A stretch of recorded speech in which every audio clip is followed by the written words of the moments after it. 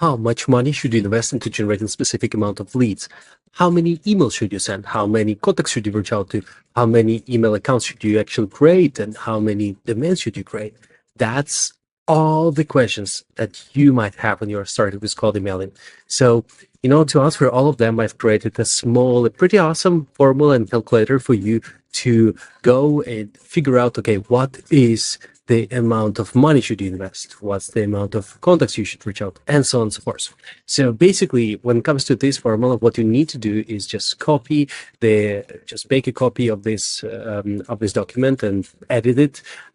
Here, what you can do is just say the amount of actual contacts and actual leads that you want to generate to.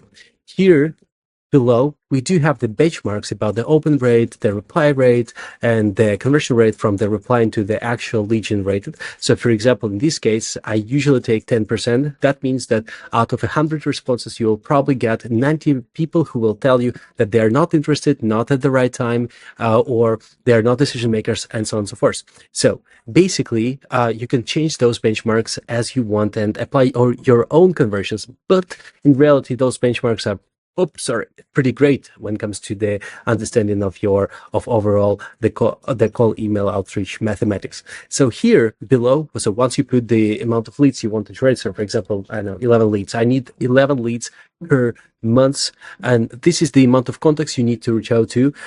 This is the amount of emails, considering the follow-ups and initial email that you need to reach out to. This is the amount of mailboxes that you need to use, because you're limited with the amount of emails you can send on a daily and monthly basis. Here's the amount of domains you should create. Here's the tooling and the budgeting. Of course, I chose the tools that only reflect probably the tools that we are using. You could use your own tools here and choose your own mathematics here in order to understand what should be the budget here for the tooling. And I used just roughly the average pricing, so it's not quite accurate. So probably in some cases you might be using SenseSpark and video presentation. In some cases you might not, and so on and so forth. But I tried to go with, okay, what should be the ideal formula here when it comes to the tooling that you're using, and so on and so forth. So please just use this formula, figure out, okay, how you can figure out your mathematics here, and predict your outbound results.